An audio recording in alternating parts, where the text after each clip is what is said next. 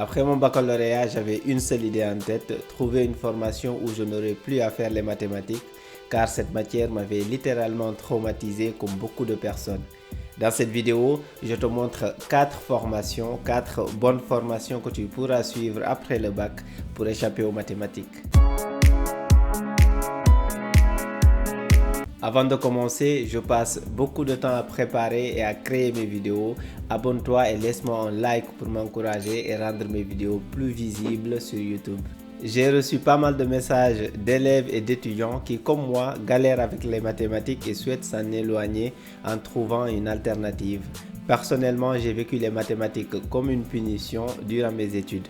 Pourtant, j'avais un bon niveau au collège. J'ai commencé à perdre le fil à la fin du collège car je n'y comprenais plus rien.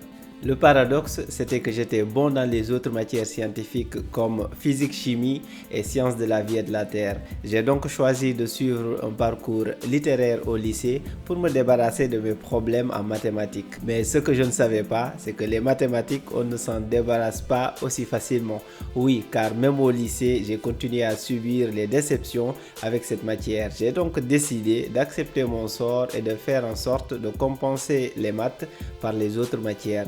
L'idée que j'avais derrière la tête, c'était de choisir une formation sans mathématiques après le bac ou bien une formation où les maths ne pèsent pas beaucoup. Ça, c'était moi, c'était mon parcours.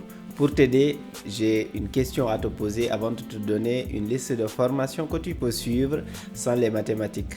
As-tu une idée sur le métier que tu souhaites exercer plus tard? Je te pose cette question car si tu décides de suivre une formation parce que tu détestes les mathématiques et non parce que la formation offre des perspectives professionnelles intéressantes, tu risques de regretter ton choix. Comme tu le sais, une formation en études supérieures dure environ 5 ans pour décrocher ton master et commencer à travailler. Alors qu'un métier, tu vas l'exercer toute ta vie. Tu as deux options.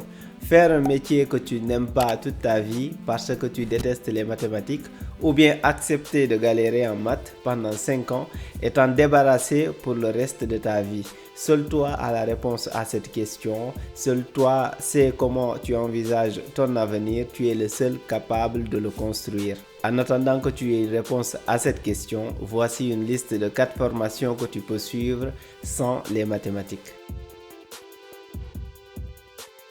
En premier choix, tu as les études en langue. Parmi les spécialisations en langue, tu peux être traducteur ou interprète. Le traducteur est spécialisé dans un domaine particulier dont il maîtrise parfaitement le vocabulaire. Il peut s'agir d'un secteur médical, de droit, de l'électronique, du multimédia et des télécommunications, etc., qui sont des domaines porteurs pour les traducteurs techniques. La plupart des traducteurs techniques ont un double cursus. Ils ont suivi une formation dans un domaine spécifique, économie, sciences, techniques, complétée par une formation de traducteur. L'interprète, quant à lui, ne se contente pas de maîtriser 2 langues ou plus. Avant chaque intervention, il doit acquérir le vocabulaire technique et comprendre les enjeux du débat qu'il aura à traduire. Il y aura 2 types d'interprètes. L'interprète de conférence qui restitue les propos d'un orateur quelques minutes après son intervention et l'interprète de liaison qui pratique la traduction dans le cadre d'un face-à-face ou d'un échange entre membres d'un petit comité.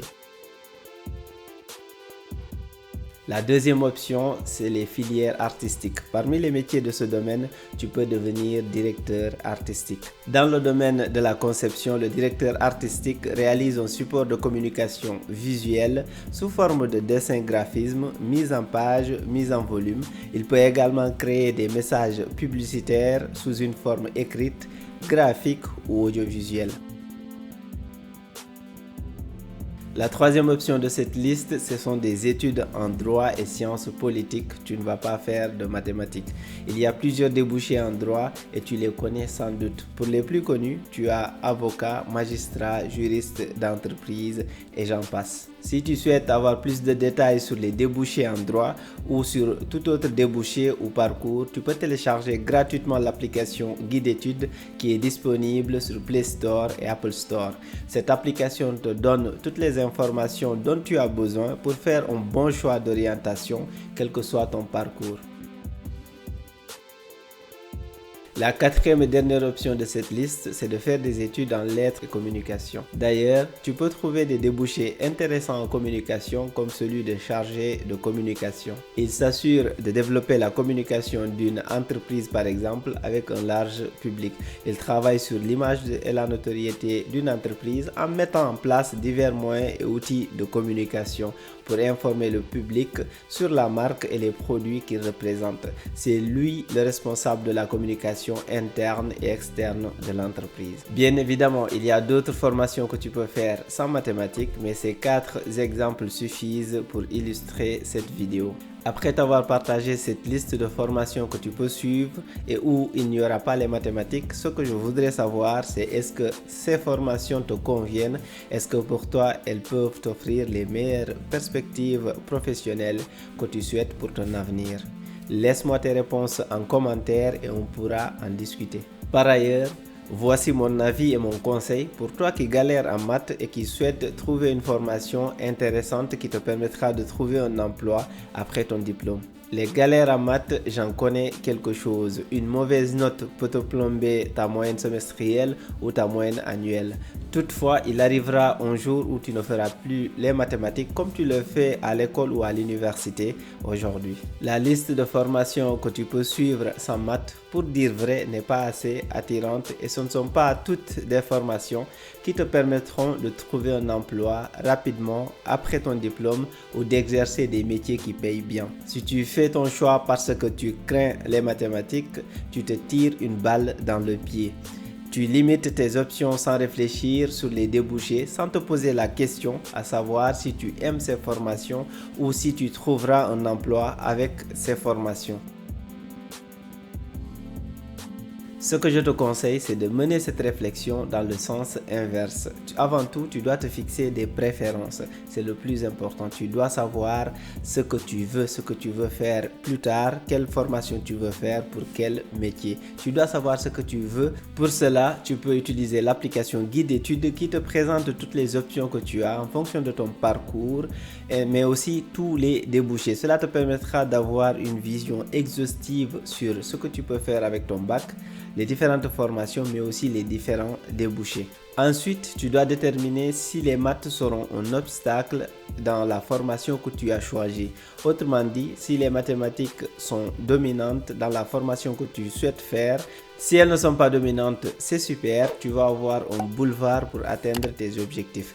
En revanche, si les maths sont très importantes dans cette formation, tu te poses la question à savoir, es-tu prêt à surmonter cet obstacle, à travailler plus dur pour améliorer ton niveau en mathématiques? Par exemple, un certain nombre de formations en informatique ne sont pas vraiment sélectives, mais il faut que tu puisses être certain que tu t'y plairas et que tu auras la motivation nécessaire pour réussir. Si tu es mauvais en mathématiques, il y a des chances que tu aies du mal à suivre ces formations en informatique. Mais tu peux très bien t'en sortir, tu peux très bien t'en tirer sans trop de problèmes en fonction de ta motivation et de tes sacrifices, des sacrifices que tu es prêt à faire. La question est donc, veux-tu vraiment travailler dans l'informatique? C'est de cette manière-là que tu dois mener ta réflexion. C'est très important car c'est ton avenir et seul toi peux payer le prix, faire les sacrifices nécessaires pour atteindre tes objectifs. Personne ne viendra le faire pour toi, personne ne viendra construire ton avenir à ta place. Il y a d'autres formations beaucoup plus intéressantes avec de meilleures perspectives professionnelles qui ne nécessitent pas d'être bon en maths. Toutefois, ces formations nécessitent quand même d'avoir un petit bagage en mathématiques. On ne te demande pas de savoir faire des factorisations ou de résoudre des équations.